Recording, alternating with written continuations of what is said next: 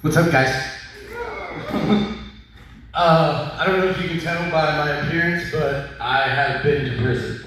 And I've noticed when you're locked up and when you're out, there's two different worlds, obviously, because there's not bars and people telling you what to do. But, I saw some shit while I was in there, not okay shit, seriously. Don't get weird. Not yet. But, there's a difference in there because you see people get real possessive over things that they normally wouldn't, like toilet paper and toothpaste. But it's state toothpaste. It actually cleans your shoes very well. But when you're in there, you try to find things to do for fun.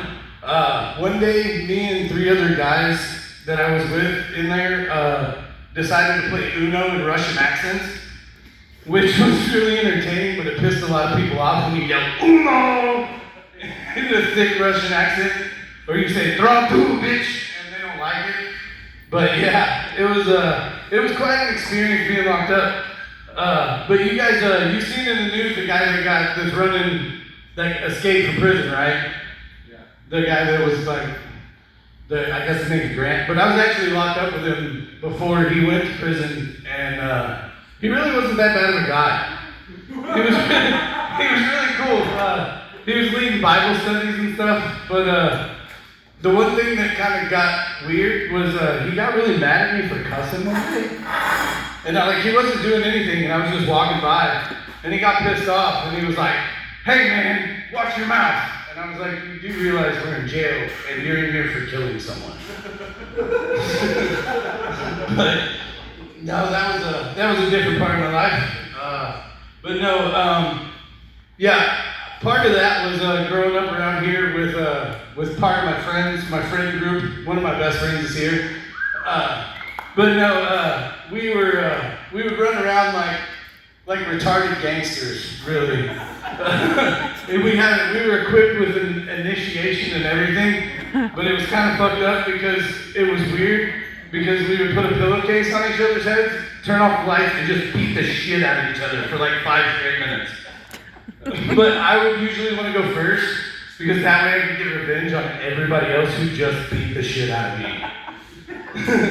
And it was kind of weird because I called these people my friends, and when I realized they kind of weren't, was when I was in prison, and none of them came to see me. But yeah, no, I was wishing in prison that, one of my friends would be there, but, one of them actually did end up being there, and he's still there. That's fucked up. That's not a funny joke. He's not that bad of a dude either. Just meth is a powerful drug. I don't know if anybody's ever seen anybody that's done meth, but it's a powerful drug. But I grew up here, so we all have people that have grown up here. You have that one family member that is on meth, but tries to act like they're not. They walk around and they're trying to find shit to fix. But they're sitting there trying to have a conversation, but they can't stay still long enough to talk to you. And they're just, "Hi man, hi. You want to go down the road with the catalytic converters?" I'm like, "Bro, I'm not that fucking hard up, right? I don't need to steal shit from people to do what I need to do in life." But, whatever. Support you, I guess. I won't tell the cops what you did, but I might. If it keeps me from going back to prison, dude. And my one thing with prison, it really wasn't that bad. The food was okay, but there was way too many dudes. That's the worst part of jail. And you think it's okay because dudes kind of get along, but they don't. It's like a fucking soap opera, you guys.